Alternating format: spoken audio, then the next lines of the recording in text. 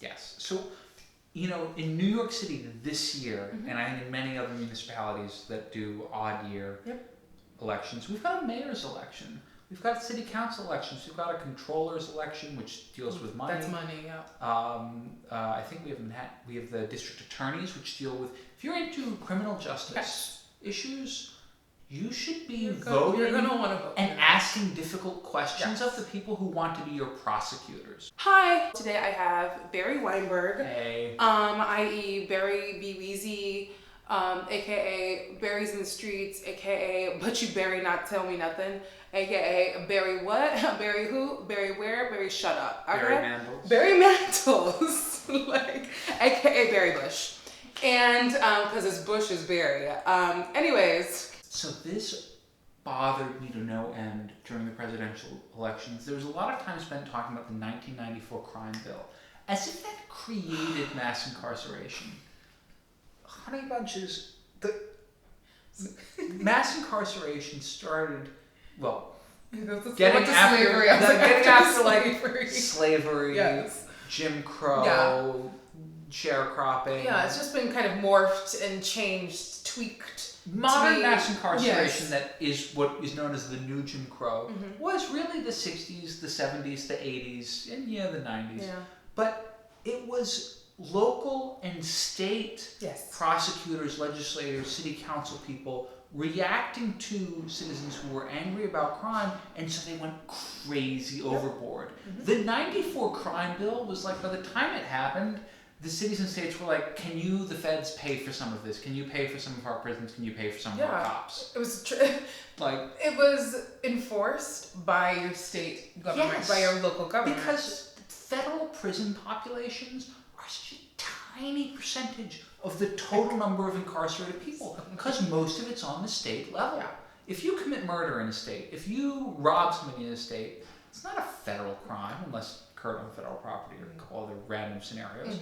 It's a state issue. Yep. Republicans managed to terrify, the Tea Party managed to terrify local congresspeople by sending people to town halls to just ask really, really aggressive questions and occasionally terrify people by doing crazy shit. You don't have to do crazy shit necessarily, but you should ask them really hard questions. And you're seeing now, this is what gives me hope, you're seeing now, because of the possible repeal of Obamacare, hundreds, maybe even thousands over multiple districts, of people showing up to town halls with their congressmen, and congresspeople literally running away out the back door because people are like, are you going to kick me off my insurance? They're like, I'm a cancer patient, I'm this, I'm that, I have no other way of getting treatment. Disease, I have pre-existing conditions. Cancer, I, have this other chronic illness. My child was born with this, condition that it needs coverage. And what can they say to that? That is what they're doing. Their actions confronting them in the face.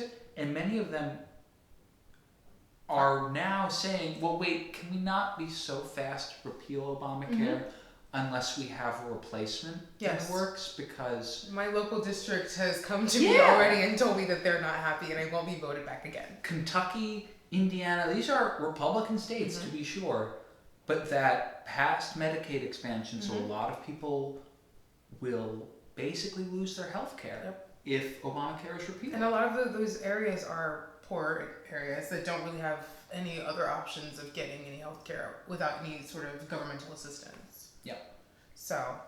So that's it. That's really the long and the short. I just wanted to talk to Barry, really, not even briefly, just talk to him about the impact that just being a single person and being a single person of action can have on an election.